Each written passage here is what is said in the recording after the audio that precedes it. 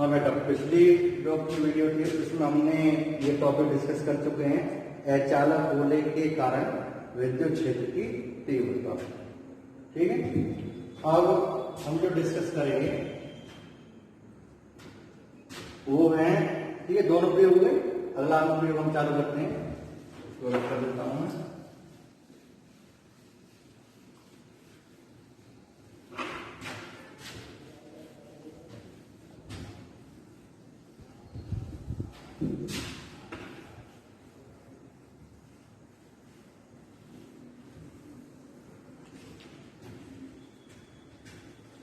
हाँ, next topic है आपका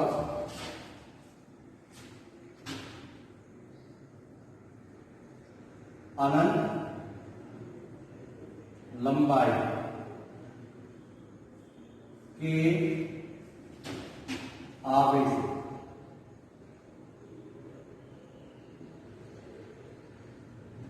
अनंत लंबाई के आवेश तार के कारण, अनंत लंबाई के आवेश तार के कारण विद्युत क्षेत्र की तीव्रता। अनंत लंबाई के आवेशित तार के कारण ज्ञात करने में विद्युत क्षेत्र की तीव्रता ज्ञात करनी है, और किस नियम से? गाउस के नियम से। ठीक, गाउस के नियम। तो बेटा जैसे मैं कह रहा हूं कि एक अनंत लंबाई का वायर,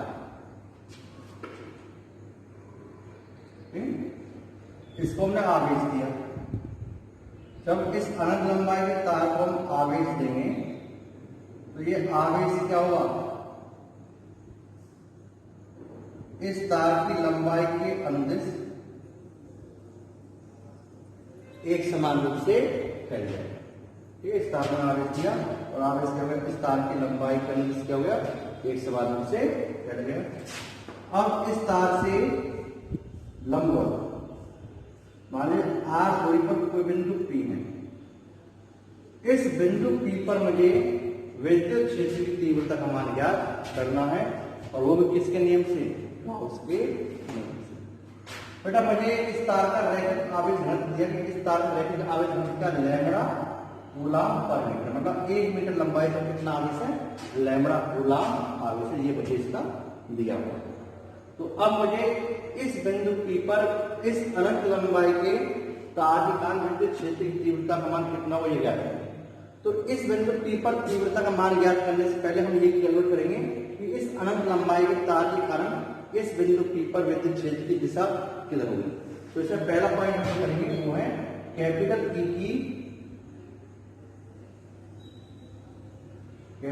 की दिशा का निर्धारण। ठीक है, कैपिटल E की दिशा का निर्धारण। तो पहला जो हम पॉइंट लेते हैं वो क्या लेते हैं? इस विद्युत क्षेत्र की तीव्रता की दिशा का निर्धारण करते हैं। ठीक, कैपिटल E की दिशा का निर्धारण करते हैं। देखो बेटा, तो अब हम कैसे करेंगे E की दिशा का निर्धारण? ठीक है, तो मैंने क्या किया कि इस अनंत लंबाई के तार का कुछ भाग, तो मैंने AC, ये A और ये AC भाग पर मैं विचार कर रहा हूं। ठीक है, और ये जो लाइन है, ये लाइन इस AC भाग की क्या मध्य बिंदु है? अनंत लंबाई का तार ये क्या मध्य बिंदु है? ठीक है, बिंदु को क्या है? इस AC के मध्य भाग में।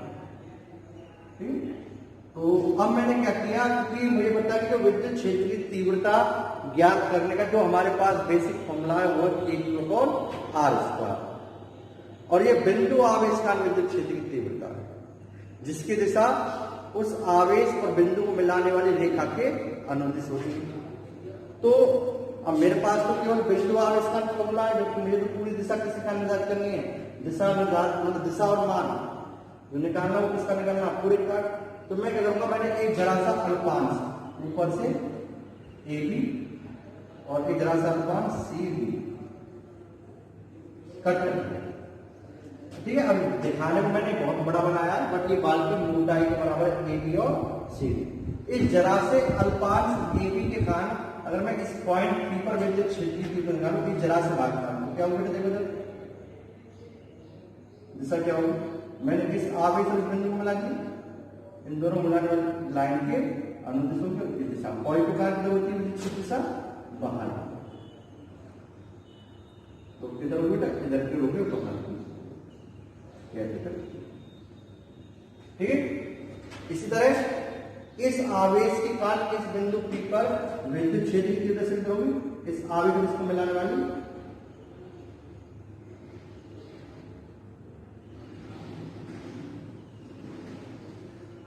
आवेश बिंदु मिलाने वाली लाइन के अनुदिश होगी और ये बाहर की होगी। अब देखो बेटा, जितना आवेश ये है उतना ही आवेश ये है, जो दूरी इस आवेश से इस बिंदु की वही दूरी इस आवेश से दूरी की। तो अगर इसके कारण विद्युत क्षेत्र की तीव्रता d की है, जरा से कारण d की है, तो इस छोटे से भाग के कारण क्या होगी, d की होगी। अब देखो, जो दूरी ये है वही दूरी ये है, क्योंकि तो मध्य में माना है पॉइंट, जो ये है वो ये है, जो एंगल ये होगा, अगर ये थीटा तो ये क्या होगा, थीटा होगा। अब इस बिंदु P पर नेट विद्युत क्षेत्र क्या होगा, इन दो कारण। तो इसे देखने के लिए मैंने क्या किया, मैंने यहाँ पर इस अक्ष को आगे को बढ़ा दिया। ठीक है।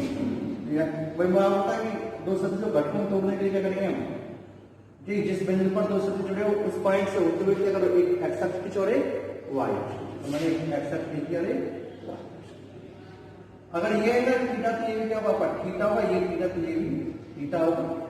अब आप होता है जरा इस डी के कारण इधर विद्युत क्षेत्र दिशा क्या होगी और इधर विद्युत क्षेत्र क्या होगा, देखो इस डी का इधर विद्युत क्षेत्र कितना होगा, डी cos थीटा, और इस डी का कितना होगा, डी, और जिसके साथ एंगल बना था cos थीटा, इधर क्या होगा, डी sin। इस डी के कारण इधर कितना होगा,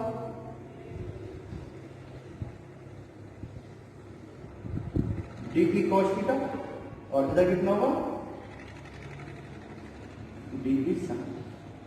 तो आप क्या देख रहे हो कि इन अल्पांश AB और अल्पांश CD के कारण जो बिंदु P पर उत्पन्न विद्युत क्षेत्र जो DE है, उनको हम जब लंबवत घटकों में वियोजित करते हैं तो उनके जो साइन घटक है, ठीक है, ये साइन घटक परिमाण में समान है और दिशा में विपरीत है। जो आपको देखे दोनों एक लाइन के अनुदिश है, परिमाण जो इसका परिमाण है वही परिमाण इसका है, बट दोनों की क्रिया रेखा क्या है, अलग अलग है। तो क्रिया रेखा अलग अलग होने के कारण क्रिया रेखा सेम है बट दिशा अलग अलग है। तो जिसके कारण क्या होगा, ये दोनों आवेश क्या हो जाएंगे, निरस्त हो जाएंगे।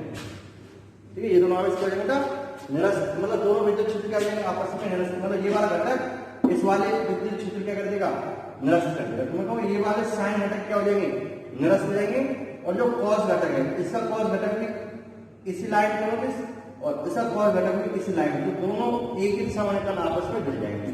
तो कुछ मुझे ऐसा मिला।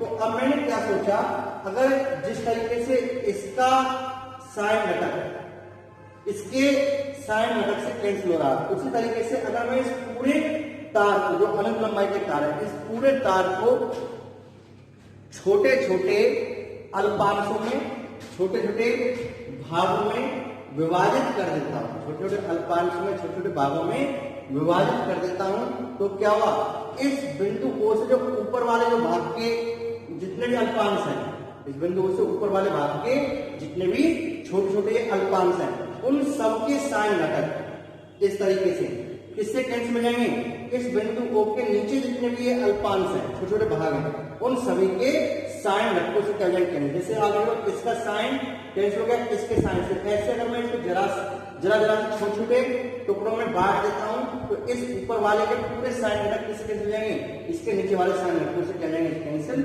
हो जाएंगे। तो ये आपस में क्या कर देंगे, साइन घटक एक दूसरे को आपस में निरस्त कर देंगे, जबकि कॉस घटक एक ही लाइन के अनुदिश होने के कारण क्या हो जाएंगे, आपस में रख देंगे, आपस में जुड़ जाएंगे। क्लियर। तो बेटा ऐसा कुछ होगा इसमें, ये आपस में जुड़ जाएंगे। हाँ जी, तो मैंने देखा नहीं, शायद लीड नहीं लग रही थी, जिस कारण मैं पता नहीं आवाज़ क्लियरिटी आई होगी नहीं आई होगी। अब मैंने लीड लगाई है, ठीक है जी। तो यहां से क्या देख रहे बेटा आप, साइन घटक क्या हो गए, निरस्त हो गए, जबकि कॉस घटक क्या होंगे, एक ही दिशा में होने के कारण आपस में जुड़ जाएंगे।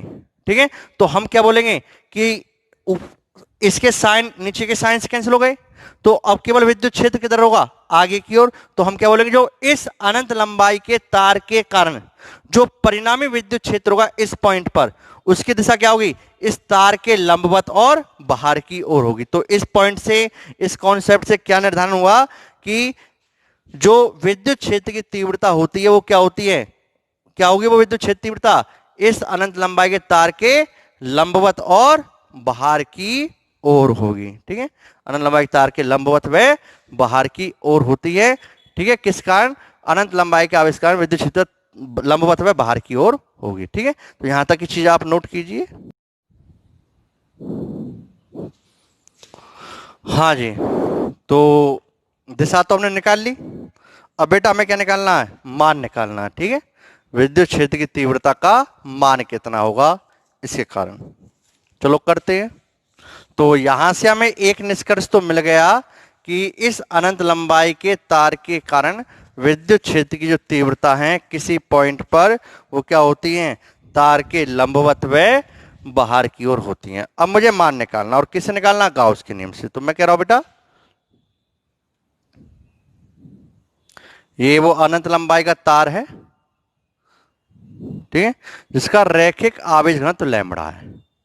अब इसके कारण मुझे किसी आर दूरी पर कोई ये बिंदु पी है, ठीक है, तो इस बिंदु पी पर विद्युत क्षेत्र की तीव्रता का मान ज्ञात करना, और किसके कारण, गाउस के नियम से।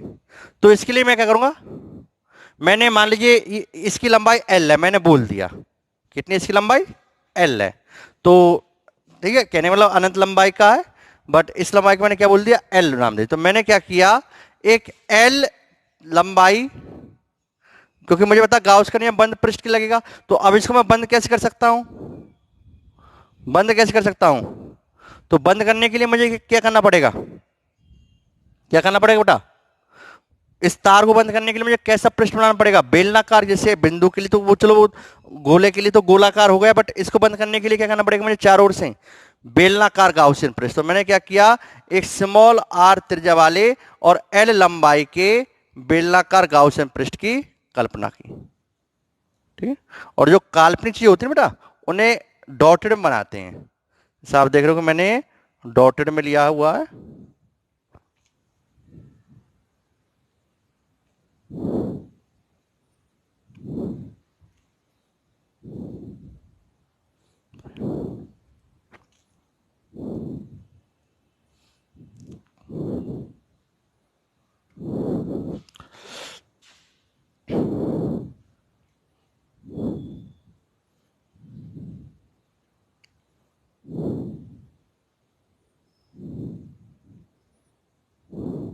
ठीक है, तो मैंने क्या किया, एक एल लंबाई व स्मॉल आर त्रिज्या वाले एक बेलनाकार गाउसियन पृष्ठ की मैंने क्या की बेटा, कल्पना की। ठीक है, ये आपका वो तार है जिसका रैखिक आवेश घनत्व क्या, लैम्बडा है। तो मैंने एल लंबाई का एक भाग ले लिया। अब एल को आप कितना भी मान सकते हो, ठीक है, और मुझे इस बिंदु पी पर क्या ज्ञात करनी, विद्युत क्षेत्र की तीव्रता ज्ञात करने, किसके नियम से, गाउस के नियम से। तो अब आपको पता है कि जैसे कोई भी इस बिंदु पी पर विद्युत क्षेत्र किधर होगा, लंबवत व बाहर की ओर, तो वेक्टर ई हो गया। अब देखो बेटा, अब जो बेलनाकार ये पृष्ठ है, इसके अंदर कितने पृष्ठ है, बेलनाकार जो ये पृष्ठ मैंने बनाया बंद करने के लिए, विद्युत क्षेत्र तक मान ज्ञात करने के लिए, इस पर कितने पृष्ठ हैं, सोचो आप, कितने पृष्ठ होंगे, 3 पृष्ठ होंगे। एक तो ये वाला वक्र, ये वाला पोर्शन एक पृष्ठ, एक ऊपर वाला जो इसे बंद करेगा 2, और एक नीचे वाला जो इसे बंद करेगा। तो इस पर कितने पृष्ठ हो गए, 3। तो यहां पर बेटा अगर आपको पता है कि अनंत लंबाई के तार का किसी भी पॉइंट पर देखो विद्युत क्षेत्र किधर होगा, इसमें इधर देखता हूं, तो इधर विद्युत क्षेत्र भी इधर की ओर, इधर विद्युत क्षेत्र भी इधर, क्योंकि लंबवत और बाहर की ओर विद्युत क्षेत्र की दिशा, ये हम पहले निकाल चुके हैं कि तार कान, क्योंकि अनंत लंबाई का तार है तो इसके कारण क्या होगा, विद्युत क्षेत्र हर पॉइंट पे क्या होगा, लंबवत व बाहर की ओर। अब कितने पृष्ठ है ये, तो यहां पर बेटा मुझे 3 पृष्ठ है, क्योंकि 3 अलग अलग टाइप के पृष्ठ है, तो इन पर यहाँ पर क्षेत्रफल दिशा अलग है। इस पृष्ठ के लिए क्षेत्रफल दिशा क्या होगी, इस पृष्ठ के लंबवत बाहर की ओर ये हो गई। अगर मैं ऊपर वाले पृष्ठ की बात करूं, इस वाले पृष्ठ की, तो इसके लिए क्षेत्रफल दिशा क्या होगी, ये वाली। तो यहां पर मैंने एक पृष्ठ ये ले लिया जिसके क्षेत्रफल दिशा क्या है, ऊपर की ओर, ये हो गई ds। इसी तरीके से यहां पर क्या होगी बेटा, ये होगा, क्योंकि ठीक है, तो इसलिए जितने पृष्ठ बनेंगे अलग अलग टाइप के, उतने ही मुझे अल्पांश लेने पड़ते। तो यहाँ पे 3 पृष्ठ बन रहे हैं, ये अलग और ये अलग, तो इसलिए 3 अल्पांश क्षेत्रफल लिए वेक्टर ds। तो ठीक है, इसको मैं नाम देता हूं 1 फर्स्ट पृष्ठ, ये हो गया आपका सेकंड पृष्ठ, और ये हो गया आपका थर्ड पृष्ठ। तो फर्स्ट के लिए अगर मैं कहूं तो यहाँ पे थीटा कितना हो गया, तो यहाँ पर अगर हम देखें फर्स्ट के लिए, तो वेक्टर ई इधर है, वेक्टर ds इधर है। तो इस फर्स्ट पृष्ठ के लिए थीटा कितना हो गया, 90 डिग्री। अगर मैं सेकंड पृष्ठ की बात करूं तो इस केस में थीटा कितना हो गया, 0 डिग्री। और इसके लिए बात करूं वही चीज, वेक्टर ई इधर है और वेक्टर ds नीचे की ओर आप देख रहे हो, ई की दिशा इधर है इस पृष्ठ के लिए, ds की दिशा ये है। तो आपका थीटा क्या हो गया, 90 डिग्री। क्लियर। तो ये आ गया जी आपका vector E dot vector ds, theta कितना आ गया, 90 डिग्री। तो ये हो गया जी आपका। तो अगर हम यहां से अब देखें बेटा, ध्यान से देखें, ठीक है, तो लगाता हूं मैं गाउस का नियम। तो गाउस के नियम से,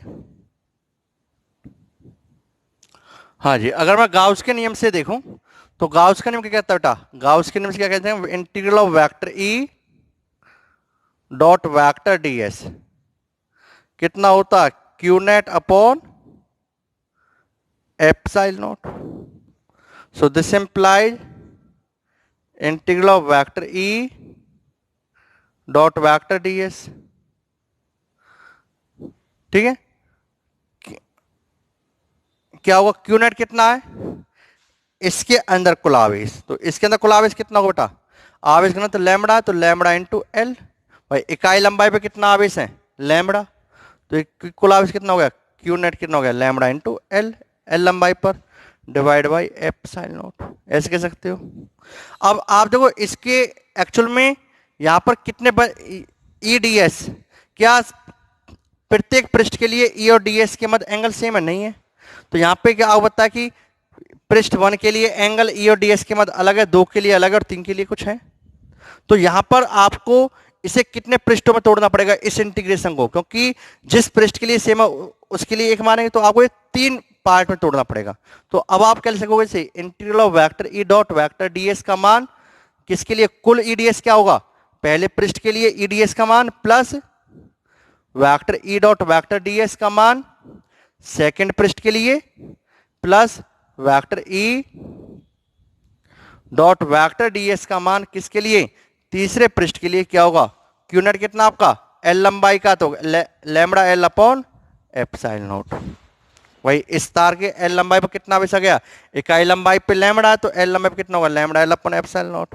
अब देखो बेटा, या आप बेशक क्यू नेट लेना चाहो तो क्यू रहने दो अभी, तो इससे कोई फर्क नहीं पड़ेगा।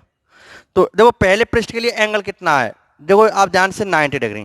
तो पहले के लिए क्या हो गया, देखो यहां पर अब गोला नहीं लगाएंगे हम, ध्यान रखना, क्योंकि यहां तक तो ये बंद है। अब ये पृष्ठ 1 खुला है, बंद नहीं है, पृष्ठ 2 खुला है, बंद नहीं है, पृष्ठ 3 खुला है, बंद नहीं है। तो यहां पर एक गोला नहीं लगाएंगे, इस चीज का ध्यान रखना। यहां पे हम लगाएंगे गोले, मतलब ये तो पूरे बंद पृष्ठ के लिए और ये अलग अलग हिस्से के लिए हैं। तो ई ds कॉस थीटा, थीटा कितना आपका 90 degree, plus integral of E ds, theta कितना बेटा सेकंड के लिए 0 डिग्री, कॉस 0 डिग्री, प्लस तीसरे के लिए देखो integral of E ds, theta कितना आपका 90 degree, cos 90 degree, equal to क्या आपका lambda L upon epsilon. Clear. अब देखो cos 90 की वैल्यू कितनी होती है, 0, तो इसकी वैल्यू 0, तो ये वैल्यू तो हो गई आपकी 0, प्लस इंटीग्रल cos 0 की वैल्यू 1 होती है ई ds, ये फर्स्ट वाला था, ये सेकंड वाला था, ये थर्ड वाला था, तो ये सेकंड के लिए, प्लस और cos 90 की वैल्यू कितनी बेटा, इसके लिए कितनी है, करस्पॉन्डिंग कितनी है, 0, इक्वल टू कितना आ गया lambda L upon epsilon not. Clear? हाँ जी, तो अब यहां से क्या आ गया बेटा, तो दिस एम्प्लाइज सेकंड के लिए रह गया केवल इंटीग्रल ऑफ ईडीएस, सेकंड के लिए कितना आ गया, lambda L upon epsilon not. Clear बेटा? चलो ई बाहर integral of DS lambda L upon epsilon not, किसके लिए, सेकंड के लिए। अब सेकंड वाला जो पृष्ठ है वो ये वाला है ना, तो ये तो इसका पृष्ठीय क्षेत्रफल हो गया बेलंग का, तो बेलंग का पृष्ठीय संपूर्ण है, केवल ये पृष्ठीय है, इस पृष्ठीय क्षेत्रफल क्या आएगा, एडीएस। और इसका क्षेत्रफल क्या होता है, लंबाई कितनी है, इस क्षेत्रफल निकालना जानते हो, लंबाई कितनी है इसकी 2 पाई आर, और चौड़ाई कितनी हो गई एल, तो 2 pi R L equal to lambda L upon epsilon naught. L ने एल को मार दिया, सो दिस एम्प्लाइज ए की वैल्यू कितनी आ गई, lambda upon 2 pi R epsilon. तो बेटा ये हैं किसके कारण, अनंत लंबाई के आवेशित तार के कारण किसी बिंदु पर विद्युत क्षेत्र की तीव्रता कितनी है बेटा, lambda upon 2 pi R epsilon naught. अब देखो ये हो गया, अब इसे याद रखने के लिए हम क्या करें, थोड़ा सा इसको अच्छा फॉर्मेट बना लेते हैं जिससे हमें आसानी से याद हो जाए। तो मैंने क्या किया, E इक्वल टू 2 से मल्टीप्लाई कर दिया इसे और 2 से डिवाइड कर दिया। तो जब मैं 2 से मल्टीप्लाई करूं कितना का, 2 लैम्बडा अपॉन 2 से डिवाइड करने पर 4 pi epsilon naught into R. Clear? अब 1 अपॉन 4 पाई एप्सिलॉन नॉट क्या होता के, तो यहां से क्या आ गया बेटा, this implies E equal to 1 upon 4 pi epsilon naught क्या होता के, तो आप कह सकते हो 2 के लैम्बडा अपॉन आर। तो E की वैल्यू कितनी हो गई, 2 के लैम्बडा अपॉन आर। ये क्या है, इस अनंत लंबाई के आवेशित तार के कारण विद्युत क्षेत्र की तीव्रता कितनी होती है, 2 के लैम्बडा अपॉन आर। बेटा ये आपको ध्यान रखना अच्छे तरीके से, इस फॉर्मूले को भूल मत जाना, जगह जगह ये फॉर्मूला आपके काम आने वाला है कि अनंत लंबाई के आवेशित तार के कारण किसी बिंदु पर विद्युत क्षेत्र की तीव्रता का मान कितना होता है, 2 के लैम्बडा अपॉन आर होता है। कितना होता है, 2 के लैम्बडा अपॉन आर होता है। तो यहां तक की चीजें आप नोट कीजिए। अब इस पर बेस्ड हम एक अच्छा सा न्यूमेरिकल लेते हैं जो एग्जाम में शायद मुझे ऐसा लगता है पिछली बार आया भी था, ठीक है ना, सेम यही न्यूमेरिकल, और मैं हर बार अपने नोट्स में ऐसे न्यूमेरिकल कराता हूं, ठीक है। तो इस पर बेस्ड एक अच्छा सा न्यूमेरिकल हम करते हैं, यहां तक की चीजें आप नोट कीजिए। आपको पता चल गया कि अनंत लंबाई के आवेशित तार के कारण किसी बिंदु पर विद्युत क्षेत्र की तीव्रता का मान 2 के लैम्बडा अपॉन आर होगा।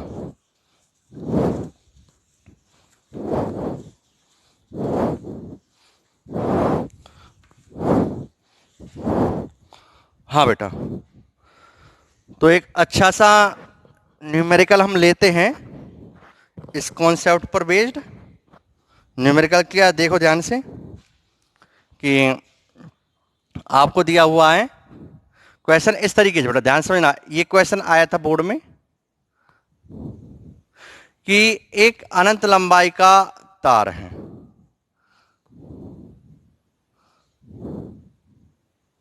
ठीक, ये एक अनंत लंबाई का तार है जिसका रैखिक आवेश घनत्व लैम्बडा है, ठीक है। एक अनंत लंबाई का तार है जिसका रैखिक आवेश घनत्व कितना है, लैम्बडा है। इस तार से लंबवत स्मॉल आर दूरी पर, इस तार से लंबवत स्मॉल आर दूरी पर कोई आवेश Q, जैसे ये पॉजिटिव है चार्ज तो ये आवेश है Q नेगेटिव वाला, ठीक है, ऋणात्मक आवेश मान लिया Q, तो बट आपको चिन्ह नहीं दिया ना, ये भी समझो बस। अगर ये पॉजिटिव है तो ये कैसा होगा, नेगेटिव वाला आवेश, अगर इस पर नेगेटिव आवेश तो इस पर क्या होगा, पॉजिटिव वाला। कोई Q आवेश इस R त्रिज्या, इसके चारों ओर R त्रिज्या वाले वृत्ताकार पथ में चक्कर लगा रहा है किसी वेग v से, ठीक है। तो इस वेग v का मान क्या होगा, किसी वेग से चक्कर लगा, तो इस वेग v की गणना कीजिए, मतलब आपको इस वेग की कैलकुलेशन करनी है कि ये कितने वेग से चक्कर लगा रहा है, ठीक है, ये आपका क्वेश्चन है। ये क्वेश्चन बेटा बोर्ड में आया था। अब जैसे आवेश आपको इलेक्ट्रॉन दिया होगा, नेगेटिव आवेश, क्योंकि अगर ये पॉजिटिव है तो कौन सा चक्कर लगाएगा, नेगेटिव आवेश चक्कर लगाएगा, और वो इलेक्ट्रॉन दिया होगा। तो मेनली ये क्वेश्चन पूछा था इलेक्ट्रॉन के लिए। किस तरीके से आता है कि एक अनंत लंबाई का आवेशित तार है जिसका रैखिक आवेश घनत्व लैम्बडा है, कोई इलेक्ट्रॉन इसके चारों ओर स्मॉल आर त्रिज्या वाले वृत्ताकार पथ में चक्कर लगा रहा है, तो बताओ इलेक्ट्रॉन का वेग क्या होगा, उसके वेग की गणना कीजिए, ये आपसे पूछा जाएगा। तो अब इसका वेग हम कैसे निकालेंगे, सोचो कैसे निकालेंगे हम लोग। तो अब वेग, अब बेटा आपको बताएं कि ये जो आवेश हैं इसके चारों वृत्ताकार पथ में चक्कर लगा रहा है, तो अब तक वृत्ताकार पथ में चक्कर लगाने के लिए हमें किसकी आवश्यकता होती है, अभी केंद्रीय बल की आवश्यकता होती। तो आप लिखोगे यहां पर, चूंकि आवेश तार के चारों ओर, तार के चारों ओर वृत्ताकार पथ में चक्कर लगा रहा है, तार के चारों वृत्ताकार में चक्कर लगा रहा है, इस वृत्ताकार पथ में चक्कर लगाने के लिए, इस वृत्ताकार पथ में चक्कर लगाने के लिए किसकी आवश्यकता हो बेटा, अभिकेंद्रीय, क्या बोलेंगे आप, अभिकेंद्रीय बल की क्या होती है, अभिकेंद्रीय बल की आवश्यकता होती है। ठीक है, क्योंकि आवेश इस तार के चारों ओर वृत्ताकार पथ में चक्कर लगा रहा है, और इस वृत्ताकार पथ में चक्कर लगाने के लिए किसकी आवश्यकता होगी, अभिकेंद्रीय बल की आवश्यकता होती है। तो हम क्या बोलेंगे, अभिकेंद्रीय बल कितना होगा बेटा, एफ ई, अभिकेंद्रीय बल कितना, एफ ई, जो कितना लगेगा, केंद्र क्यों, क्योंकि ऋणावेश है ना, एफ ई। ठीक है, अभिकेंद्रीय बल एफ सी इक्वल टू क्या होता है, M V square by R. अब यहां पर जो ये अभिकेंद्रीय जो बल होते हैं ना बेटा, आपको इसमें पहले बताया हुआ कि वृत्ताकार पथ में चक्कर लगाने के लिए अभिकेंद्रीय बल की आवश्यकता होगी, बट इस अभिकेंद्रीय बल को देने वाला कोई दूसरा होगा, इस अभिकेंद्रीय बल को देने वाला कोई दूसरा होगा। जैसे इलेक्ट्रॉन नाभिक के चारों ओर चक्कर लगाते हैं, तो इलेक्ट्रॉन नाभिक के मध्य, इलेक्ट्रॉन को नाभिक के चारों ओर चक्कर लगाने के लिए अभिकेंद्रीय बल कौन प्रदान करता है, इलेक्ट्रॉन और नाभिक के मध्य लगने वाला विद्युत बल। पृथ्वी जो हमारी धरती माता, वो सूर्य के चारों ओर क्या करती है, चक्कर लगाती है, तो धरती को सूर्य के चारों ओर चक्कर लगाने के लिए अभिकेंद्रीय बल चाहिए, कौन देता है, धरती और सूर्य के मध्य लगने वाला गुरुत्वाकर्षण बल। एक पत्थर को रस्सी से बांध के घुमाते हैं हम लोग इस तरीके से, तो पत्थर को वृत्ताकार पथ में घुमाने के लिए अभिकेंद्रीय बल कौन देता है, तनाव बल। क्लियर। तो वही चीज बेटा यहां पर है कि यहां पर अभिकेंद्रीय बल कौन देगा, इस तार और इस आवेश के मध्य लगने वाला विद्युत बल प्रदान करेगा, किसको, अभिकेंद्रीय बल, जो किसके बराबर होगा, एफ ई के बराबर होगा। अभिकेंद्रीय बल ये होता है एम स्क्वायर बाई आर, जो जिसे कौन देगा, विद्युत बल। ठीक है, और विद्युत अभिकेंद्रीय बल किधर होता है, केंद्र की ओर। तो देखो ये केंद्र की ओर है, तो एफ ई, तो हम क्या बोलेंगे, एफ ई बराबर विद्युत बल क्या होगा, M V square by are.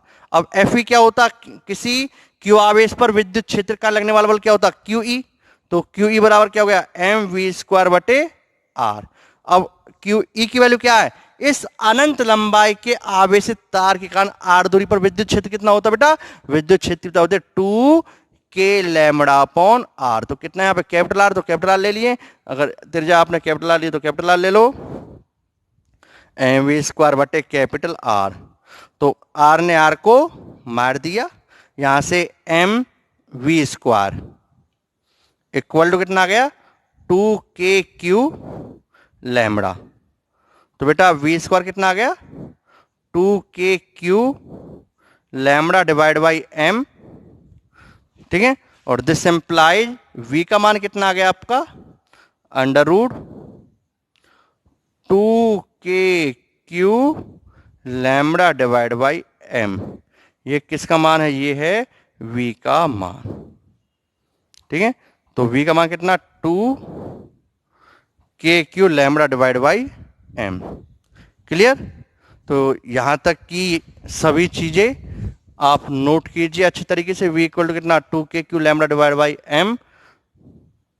ठीक है जी, चलो जी, तो ये आपका हो गया न्यूमेरिकल सॉल्व। अब आपको देखो इलेक्ट्रॉन दिया होगा, क्या दिया होगा, इलेक्ट्रॉन। तो क्यू की जगह क्या लिख दोगे आप, ई लिख दोगे। अब 2 का मान, के का मान क्या होता है 9 × 10⁻⁹। ई क्या, इलेक्ट्रॉन पर आवेश कितना होता है 1.6 10⁻⁻19 कूलम। लैम्बडा क्या, आवेश घनत्व जो दिया होगा। आपको बस ध्यान रखना लैम्बडा के लिए, लैम्बडा किस में चाहिए, कूलम पर मीटर में, क्योंकि आप सभी मात्रक एसआई ले रहे हो तो कंफ्यूजन हो जाता है बच्चे को। यहाँ पे लैम्बडा किस में दिया होता, कूलम पर सेंटीमीटर में दिया होता कई बार। तो आप गलती मत करना बेटा, कूलम पर सेंटीमीटर को किस में कन्वर्ट करेंगे, कूलम पर मीटर में कन्वर्ट करेंगे, तब आपका ये होगा। एम क्या, इलेक्ट्रॉन का द्रव्यमान किलोग्राम में, जो आपको पता होगा इलेक्ट्रॉन की बात की होगी। तो आप ये सारा कुछ फॉर्मूले में रखेंगे और ये क्वेश्चन सॉल्व कर लेंगे। तो इस तरीके से ये क्वेश्चन सॉल्व होगा। आपके पाठ्यक्रम में बुक में शायद इस पर बेस्ड एक न्यूमेरिकल है, तो आप उस न्यूमेरिकल को सॉल्व कीजिए। और आज की वीडियो हम यहीं पर समाप्त करेंगे इसकी, और अगला जो हम टॉपिक डिस्कस करेंगे वो इससे आगे नेक्स्ट वीडियो में करेंगे। Okay, thank you, bye.